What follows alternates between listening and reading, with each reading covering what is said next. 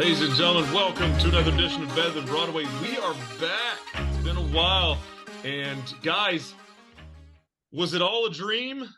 As Biggie said, it was all a dream, but it was very real to us. WrestleDream last night. Holy shit.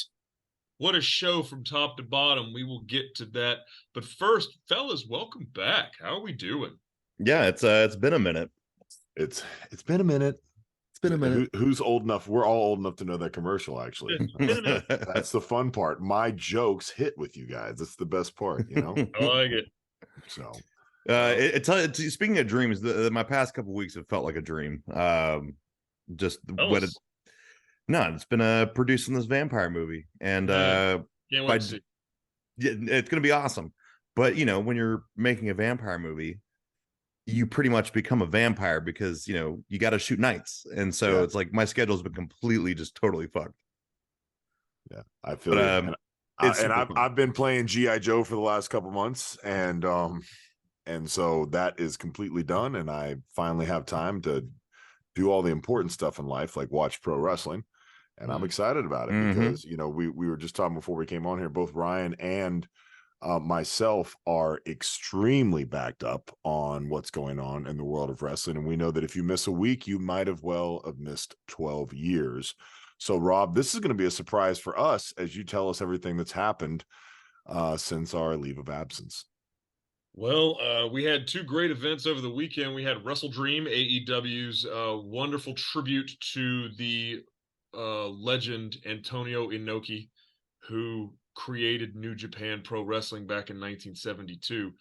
A company that's celebrating 51 years this year. It's very special. Ooh, nice. Emanating from the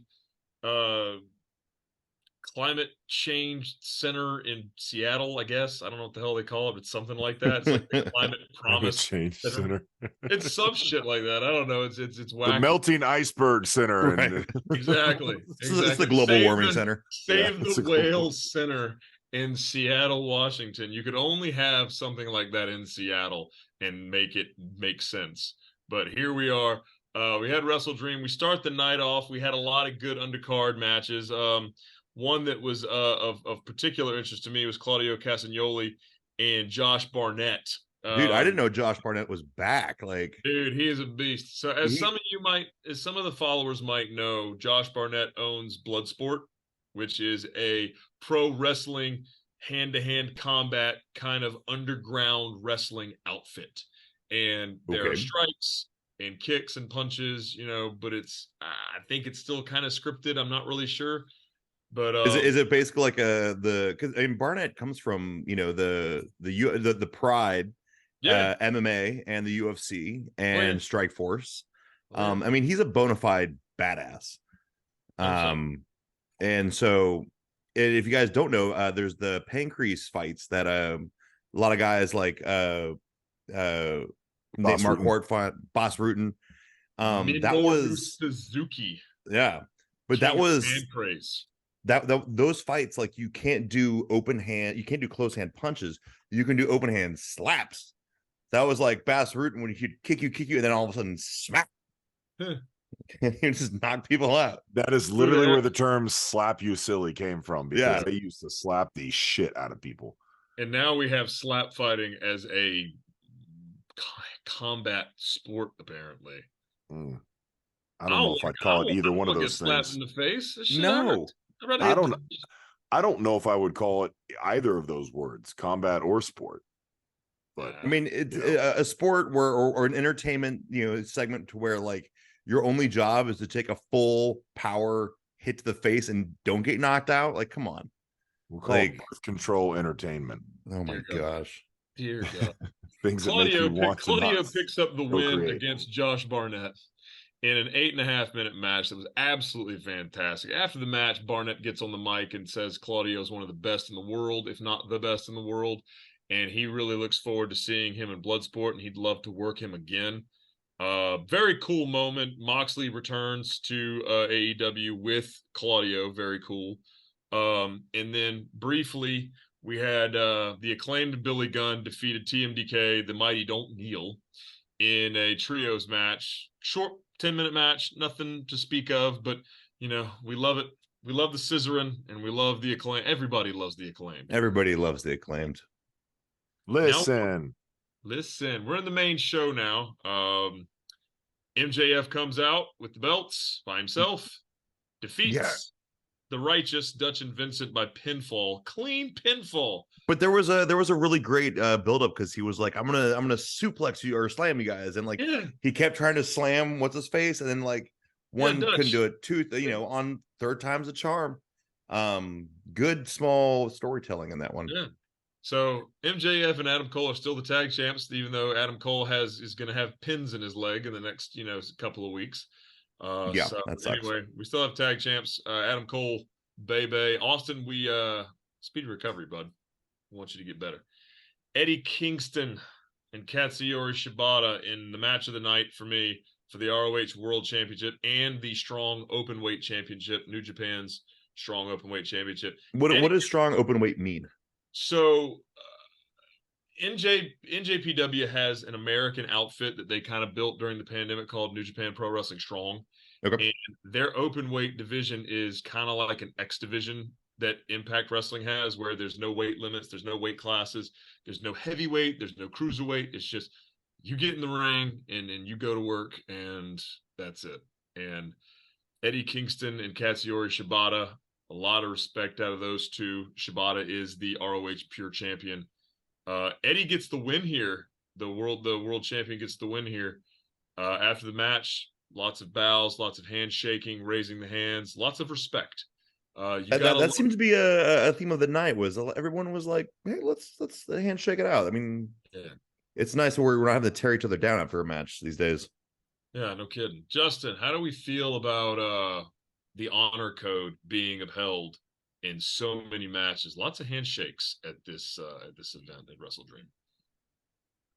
Yeah, I mean it's something that I don't know. I mean, I get it. Like it's kind of cool. It was cool with the whole Ring of Honor thing or whatever. And then when it's not done, it feels like a bigger thing or whatever. I don't know that it translates as well onto like pay-per-view and TV. Does it break the fourth wall? Cool.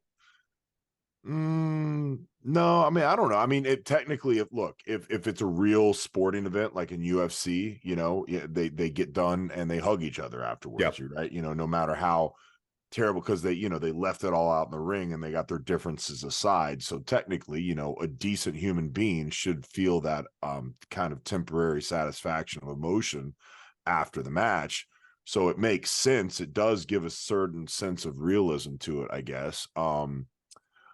I feel like it pigeonholes some people into like a booking corner in some situations, I guess. But I mean, I'm not really like all about it or against it though. I don't know. I think it's making people look weak. Pro wrestling's a sport about attitude and charisma, or the Riz, as the young people are saying these days. The Riz. We finally fit Riz into the vernacular of Beverly. I mean, I'm two seconds away from what? The Rizzle? No. The Rizzle did the Rizzle, the Fizzle. No, it's like the ghost face killer. No, I mean, there's no room for any Logan Paul comments here because I don't think he competed. No. No. But if I were, no. He did not compete. Let's talk about this the AEW TBS Championship. Chris Statlander and Julia Hart with Brody King at ringside. Chris Statlander beats Julia Hart clean, middle of the ring, with her Saturday Night Special underhook pile driver move. Holy shit, so sick. What a good match. It was only 9 minutes, but it felt like they worked for like 15. I mean, they were really working. And Julia Hart has come so far. Yeah, it was more of a show of like how far she's come, right? Man, it was really a showcase of her, but Statlander picks up the win. I mean, Jesus Christ, she beat Jade twice. She has to win this match. Yeah. Unless there's some fuckery, the only way that Statlander loses is if Julia Hart sprays the mist in her eyes and she almost did. She kind of decked her and made the mist go the other way. But Ryan, how much does Jade leaving for WWE hurt the women's division of AEW? I think it opens it up, honestly. I think, she is OP, she's overpowered, and I know they built her as basically the female Goldberg. Cool, but there's no depth. Like, way better hair than Goldberg. But yeah, that is the truth. I think it opens the women's division up to really start growing again. And it was, I'm not trying to take anything away from Jade. She is an athlete. She is, an amazing, wrestler. But she hit the ceiling with AEW, and they kind of forced her to do that. So I think her going to WWE gives her a lot more competition of women that are bigger, better, and forced growth is still growth. So she'll be fine. Rob, do you think that she will get lost in the shuffle in WWE, or do you think that WWE will kind of pull almost like a Stone Cold Steve Austin with her, and like they had somebody that AEW had somebody that's got the charisma, and then she's just going to shine and become this massive thing in WWE? Which direction do you think? They are going to make her a superstar, no question. I kind of agree. She will be the next. Can you just imagine Jade Cargill and Rhea Ripley just in the ring banging? Wrestling. Calm down. Lower your voice. Scissor, are we still talking about AEW with the scissor? What are we talking about? You got Rhea Ripley, you got Raquel, you got Charlotte, you got Becky, you got Bianca Belair. You got a lot of dream matches here, just bringing Jade Cargill into WWE. Now, Raw's on Monday night, and it's going to be one of these things where does she show up? Because she didn't show up at No Mercy. We'll talk about that later. They got her in the Performance Center. I see I see them putting her in the NXT route. I'd like to see them debut her at the Royal Rumble or somewhere like that. That's big, but not push her too soon, too fast, too soon. She doesn't win the Rumble on her appearance. I mean, I don't know. She could. You just never know. I mean, where they have her position, I hate to use this analogy, but it's just like, how goddamn annoying it is that every time the Kansas City Chiefs score a fucking touchdown, they show Taylor Swift in the box. There's a shot game to where every time they show Taylor Swift, you got to take a shot. Man, you'd be dead. No way. Yeah, alcohol. Dead. That's alcohol poisoning. So my question here though is, Rob, I think they're going to make her a star, but I don't think they're just going to shoot her right up, because I think the ego, and even though Vince McMahon is, not really majority anymore, I think that Triple H has kind of that same ego to take somebody that was kind of a big star in AEW and then just immediately shoot him to the moon. It kind of makes AEW look strong. You know what I mean? And like the old school booking mindset, it's like, okay, well, she was a champion over here and she comes up over here, she needs to get her ass kicked for a little bit so we can show that even our lower end girls are still better than their best. Here's a question. Jade Cargill, how big is she stature wise, and how does she compare against Rhea Ripley or Bianca Belair? That's what I was gonna say. So Jade, as far as I know, Jade's a shoot 5'10", which I believe is what Nia Jax actually is, and they say that she's over 6 foot. So I think she's the same height as Nia Jax. So she's a big girl, and she's built too. So she's gonna take somebody she's gonna be eye to eye, if not taller than Rhea Ripley. If you're not going to shoot Jade to the moon, why all the fanfare on social media? I mean, it was all we saw over the weekend. I think it's because it got people talking. I mean, it's still, look, at the end of the day, they're still doing it for promotion, right? But look, you have all this fanfare and oh, Jade, this big time, the champ from AEW is coming here, and then she gets her fucking ass smashed. Yeah, I guess. Well, we'll see how things map out. Meanwhile, we got a fatal 4-way match for a future AEW Tag Team Championship match.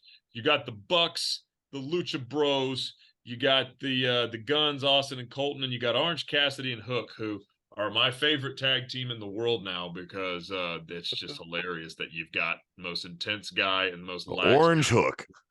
It's just Orange Hook, But anyway, the Bucks win this match. Shockingly, the Bucks win this match. They are the Trios champions with Adam Page.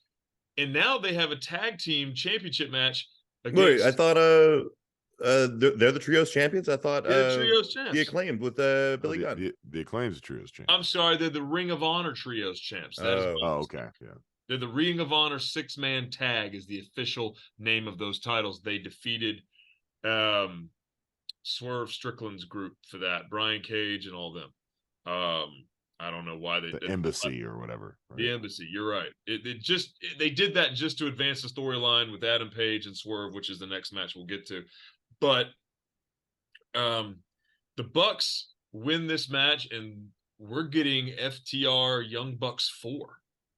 The Bucks lost the rubber match a couple of weeks ago to FTR, and now we're getting a 4th match. I mean, sure. Did the Bucks win this? Like, I guess, have to, right? Yeah, I guess we have to. I mean, what do you do? I mean, it doesn't feel like a big break, you know. It doesn't. It just feels like shoddy booking, in my opinion. I mean, obviously, Orange Cassidy and Hook are a new tag team, and it's kind of a thrown together thing. The Lucha Bros, they're doing their thing with Phoenix being the Intercontinental Champion or International Champion or whatever the hell they call it. And then the Guns are just Bullet Club Gold. They're a placeholder. It don't make sense. But congratulations, the Bucks are the number 1 contenders, much to the dismay of Mr. Tom Soroka, who will listen to this podcast and just be like, freaking Young Bucks. Should we create a drinking game every, like the Taylor Swift thing, every time the Young Bucks throw a super kick, someone does a shot? I think that's a deal. That would be worse than Taylor Swift. I like that a lot. Whose house? Swerve's house. I'm at my house. It's a townhouse, though. Swerve Strickland with the dancing Prince Nana, who's so fun. I love Prince Nana. We are in Seattle, so Swerve is getting the hometown cheers, and Paige is getting the boos. Swerve wins this match somewhat cleanly. There was some foolery, but not much. Nana got ejected. Not much than you expect from a Swerve match. I know. I figured a little more tomfoolery from Swerve, but would you say it was a bit of a swerve from the norm? It was a swerve from the norm. 20 minutes, 15 seconds. Swerve gets the win. Nothing to see here except for Swerve needed this win a lot more than Adam Page needed it, and that's all I've got to say about that. I'm glad. You know what? I'm glad to see Swerve come out on top because he had the Darby Sting coffin match was awesome, and then it's kind of like I was hoping he would win that. I really was. He has the authenticity, doesn't he? Yeah, he really is genuine. To the point of like Eddie Kingston. You know, when he comes out there, you believe it. I'm not really a big fan of his rap music, but he at least feels believable. You know, I agree. I like the gold teeth too. Brian Danielson of Aberdeen, Washington, the hometown favorite versus Zack Sabre Jr., the battle of the 2 best technical wrestlers in the world. This match was almost 30 minutes, and it was absolutely fantastic. The only thing that I'm not crazy about, guys, and maybe y'all have some differing opinions here, but Excalibur or Taz or somebody pointed it out after the match, or maybe it was Nigel. Nigel pointed it out. He said that Zack Sabre Jr. lost to Brian Danielson by a strike, not a technical move, not a submission, not, something out of the ordinary, but a running knee to the face, the psycho knee strike. Mm-hmm. Technical wrestlers, not strikers. And it was a technical wrestling match that Danielson won with a strike. And guys, give me your thoughts on why you like or dislike the fact that Danielson won a match not with a sub, not with a technical wrestling move, but with a strike. Right. Well, Danielson is a heel, isn't he? See, that's the thing. Because on Collision, he and Yuta teamed with FTR to face Ricky Starks and Big Bill and all those other the Aussie guy, Aussie Open, and they were cheered as faces. You're in Washington State. Danielson, Danielson's at best he's a fail, like a face heel. Yeah, he's got that anti-hero Steve Austin, boo yay kind of going on. So you got to do what you got to do. But I mean, Danielson picks up the win against a very game Zack Sabre, and dude, Zack Sabre's legit. That guy's a badass. He really is. I think, you know, he's with the Blackpool Combat Club, the BCC, and like they're like we're gonna win this match by literally kicking your face. Yeah. Like or we're gonna elbow you, you know, into a sandwich. Yeah, I mean it works. You know, it works. That's the bullet, or that's the bullet. Fuck, that's the Blackpool Combat Club's, you know, motto is just punching. And you know, Zack Sabre Jr. is like the little, you know, Mr. You know, finger lock guy. You know, like so. He's not really a brawler, so it would make sense as to that's what Danielson would have to do to take him out. I mean, like I tell my fighters, like you play to your strengths. You don't play to someone else's. Yeah, absolutely. Yeah, it makes sense. So anyway, big win by Danielson. He continues to move on, and his daughter is turning 7 years old soon. And Danielson said that he's going to start winding down his career. So he's gonna do his side quests.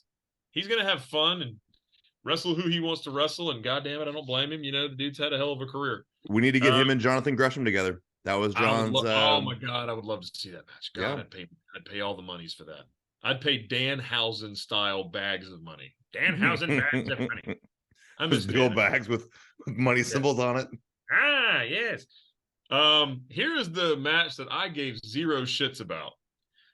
This is the Don Callis family of Takeshita, Ospreay, and Sammy Guevara versus Jericho and the Golden Elite, Kenny Omega and Kota Ibushi. Big fan of all these wrestlers. Didn't give a shit about the match. 22 minutes was 22 minutes too long. This should have been a promo battle, and it should have been a 10-minute match. Love Jericho, love Omega, love Ibushi, love Takeshita, love Ospreay, love Sammy Guevara, but when you put all of them together and you throw Don Callis in the mix, it's kind of it's like the starburst theory. It's like one starburst is great, you love it, you can taste the strawberry, you taste the rainbow. Another starburst is great, but if you take 10 starbursts and you put them in your mouth essentially goes numb of just like all the flavors. You can't even taste anything. Just didn't even want it, dude. Like didn't ask for it, didn't want it. Didn't care. And then they show these guys in Japan. They're filming a vignette how they're going to go look for Kota Ibushi at his school and they're going to kick his ass. And then the day later, it's like, guess who filmed that video for them to go fight Kota Ibushi and kick his ass? Kenny Omega. They got a picture of him using his cell phone to shoot the video. I'm like, come on, guys. Like, you're killing the kayfabe. You've killed this match.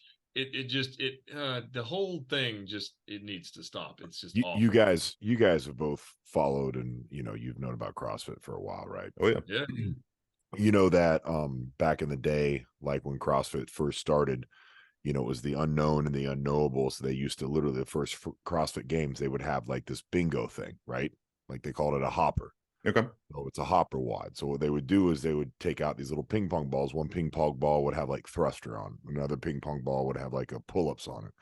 And another ping pong ball would have like you know, a chipper or something like that, right? And they would look these things up, and that's how they would make the workouts for the events, because they wanted to know that it was unknown and unknowable. There's no programming.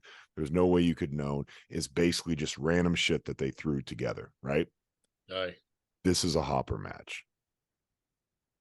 Okay. This is a CrossFit hopper match. All right. I can, yeah. 100%. Why the fuck are these 6 people together?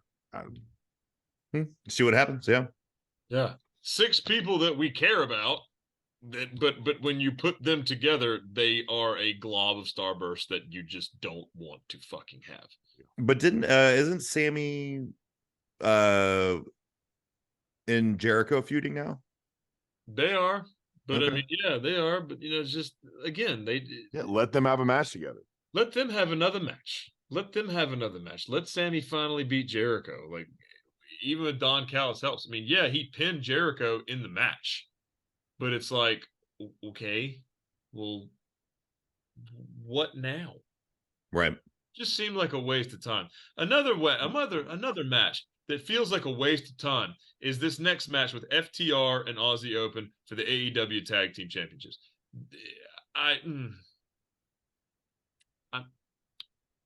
Rob, how do you really feel about it? Love FTR. Kyle Fletcher and Mark Davis are the future of the tag team division. These guys are fantastic. FTR is amazing, but it just doesn't. What? Use your words. Use your words. You're putting matches on a show for the sake of putting matches on a show, and it's dreadful. It doesn't need to be a 5-hour fucking show. People want the wrestling, Rob. I don't give a shit, man. The goddamn show started at 6 o'clock. I got shit to do until midnight. Yeah. It's like more is better. What are we doing? No, sometimes more is just more. No. I'm tired. Damn it, I'm tired. We're old. My feet hurt. My knees hurt. My back is hurting after watching all this wrestling. I gotta go to bed. I gotta work in the morning. I fell asleep during this match. I'm not gonna lie to you. It was 11 o'clock at night. I'm like, Jesus Christ! After you put me to sleep with these other two, and then you give me this, like, great. They're great. They're great. Love FTR. Love Aussie Open. But you. And that was like the second to last match, right? God, it was. And thank God. that was a popcorn match, though, I guess. It must have been. I guess they had to cool us off after that amazing Don Callis Golden Elite Jericho match. They had a popcorn match, and then they had a beer match. Gotta have a cooler match. Yeah. Can't have people be too hot for the fucking main event with Christian Cage and Darby Allin. I was gonna say, so did you guys? I mean, we kind of knew that something was gonna have to happen for this being the main event, right? Yeah, I mean, because like, right. I mean, Christian Cage, the legitimate Hall of Famer, right? Darby Allin, one of my favorites, but like, just like, I don't know, this doesn't look like a main event headlining match for a pay-per-view. This looks like maybe a headlining match for a Collision. Sure. Yeah, but it's a 2 out of 3 falls match. For the TNT Championship, and since MJF is not working, it's the secondary title, so it gets the main spot because it's an attraction match. Darby's from Washington State, so right then and there, you've got something. And I mean, I've been loving Christian as like the Steve Jobs heel. I love it. Fucking turtleneck, dude. The turtleneck. Yeah, with the turtleneck. You know what he needs to do? What somebody needs to do? What I want to happen is when he has all those things on, I want somebody to rip his shirt off, and they find out that it's like, what's his name? Not Leonard. Who is it from The Big Bang Theory? Who always just has a turtleneck on underneath it, but it's just this piece. It's not an actual turtleneck. Yeah. Was it Raj? Raj. No, Raj is a Hindi. Howard. It's Howard. Yeah. Is it Howard? Okay, yeah. It is Howard. He's the one that's married to the squeaky blonde. Yeah, it's Howard. That would be hysterical. Squeaky blonde, yeah. So it's just the neck piece underneath the shirt. That's so good. So good. Yeah, make it happen. Look at you cowards. So all these pieces put together, you got the TNT Championship, you got Christian, you got Luchasaurus, you got Darby. Sting's not at ringside. It's a 2 out of 3 falls match. A lot of working pieces. Then you get word that Edge's WWE contract ends at midnight on Saturday. So now all the rumors are swirling around that Edge is going to show up at WrestleDream. So Christian Cage and Darby go to the finish. Darby wins the first fall by pinfall. Christian beats the shit out of him, throws him into steps. He just brutalizes him. He doesn't answer the 10 count. Then he rips up the ring, drops him head first on the ring, on the boards twice.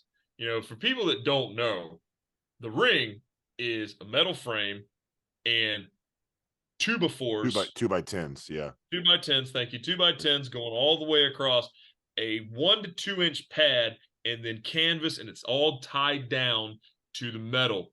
And if you've never been in a wrestling ring and you've never taken a bump, it hurts.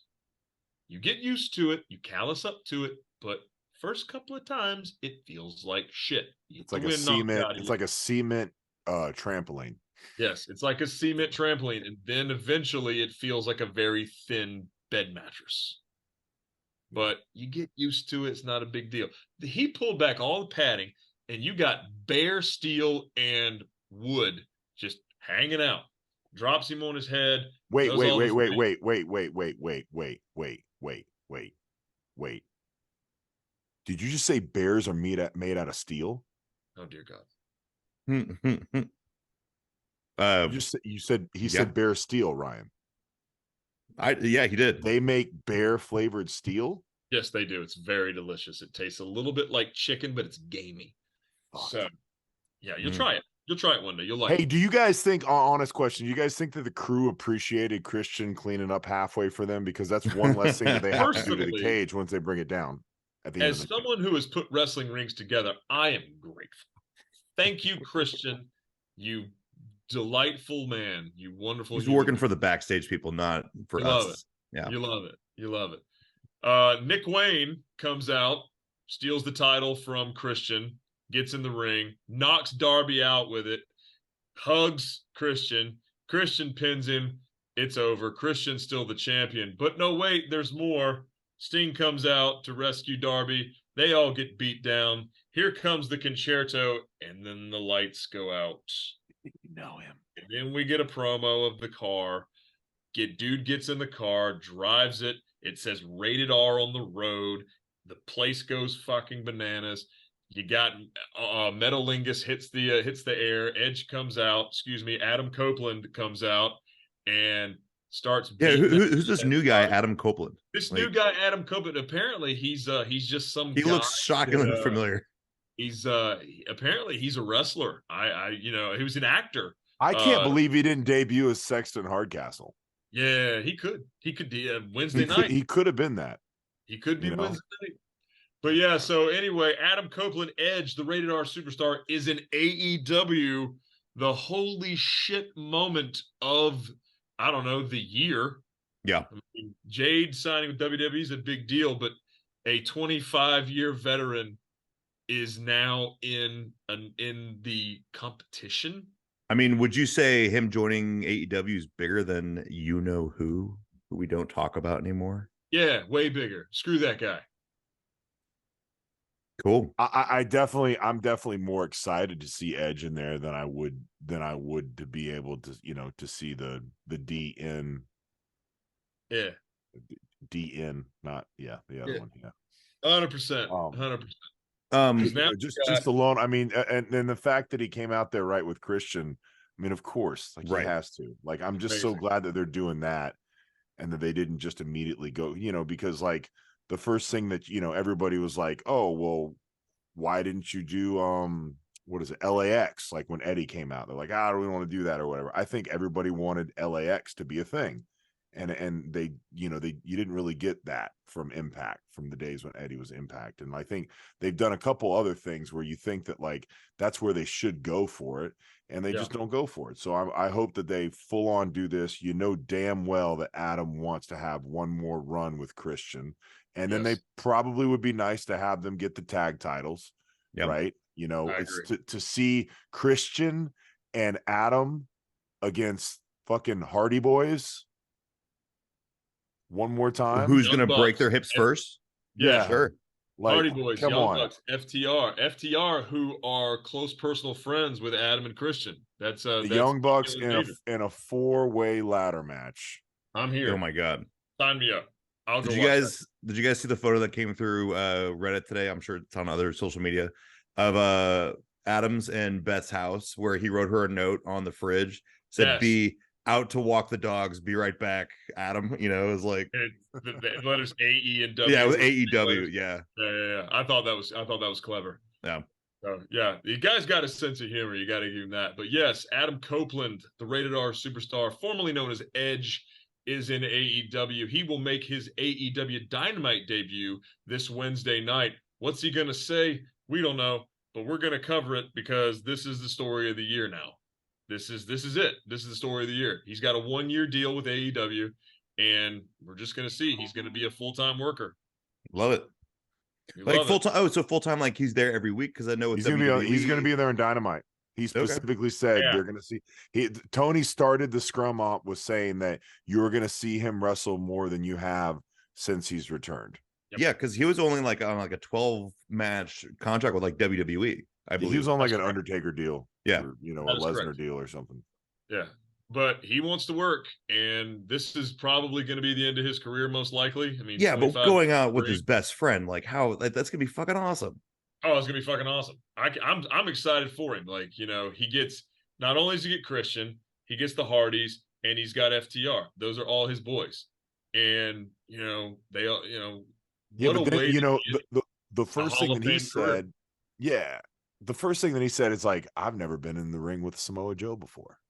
You know, I've never been in the ring with Sting before. And he's like, there's just, it's, you know, it's like a boy with all these toys he hasn't had a chance to play with. Yeah. You know, so I think we're going to see a bunch of little stuff, you know, maybe not like a super long, stretched out, meaningful, you know, storyline or something like that or whatever. But I think just, you know, as long as you do something and you do it right with Christian and him, I think, you know, all's right in the world. Yeah. So we're gonna. I want to see the Dickie on Christian. The what? The Steve Jobs Dickie. Yeah. Oh my dear God. What is this shit? What is this shit? It's such good shit. So, well, guys, we will definitely cover all of that as we move along. Do we want to touch on No Mercy real quick, or do we just want to call it a night? I think we call it a night. And on a high note. I like that idea. No Mercy was a good show. Ending on the edge, so to speak. Ooh. Living on the edge. Living on the edge. Great song. I can't sing. You're not going to get that out of me, dude. So thrilled that this is a thing. I almost didn't order the pay-per-view last night because I was just kind of like, but I'm glad I did because it was dope, and I had a holy shit moment. And one of my cousin, he's so funny. He says, he said, you know, you ought to like start doing meth and steroids and get a stupid haircut because then you and Edge can look just alike. And I was like, yeah, I see that. Except no. Except he's got a lot of like scars on his face though. I feel like he has the weird like cheekbones and stuff. You don't have those. I would say you're almost closer. Looking at a picture of Christian, I would say you're almost closer to him. If you can go squint your eyes a little bit and go like, yeah, that's good. You got it. You got it. The small mouth. He's like, yeah. Like, yeah, stick the bottom lip out. Oh, yeah, that's good. More. You got to stick the bottom lip out a little bit more. Next week, Robbie, need to be in a turtleneck. I just don't want to grow a mullet. Like, you know, girls won't like me if I grow a mullet. Let's just be honest. Yeah, but next week, wear the turtleneck. Let's see. Or Dickie, which is fine. I got to go buy a turtleneck now for you fuckers, man. Come on, man. Ryan's just trying to insert the word Dickie as much as he possibly can into the... Yeah. Hey, I was very good. I did not talk about anything Logan Paul. Fantastic. Well, that is it for tonight. Great show, guys. Thanks for welcome back, everybody. I've missed y'all terribly. Check us out on the Spotify. Check us out on the YouTube. Check us out on the YouTube because you know we're a bunch of handsome men, and we're better on video than we are on better looking than Broadway audio here. I have a face for radio. Yeah, the face for radio, and that's the show tonight, guys. I'll take us out. Shinsuke Nakamura for world champion. Let's go. Yes, thank you. Want it. Book it, cowards.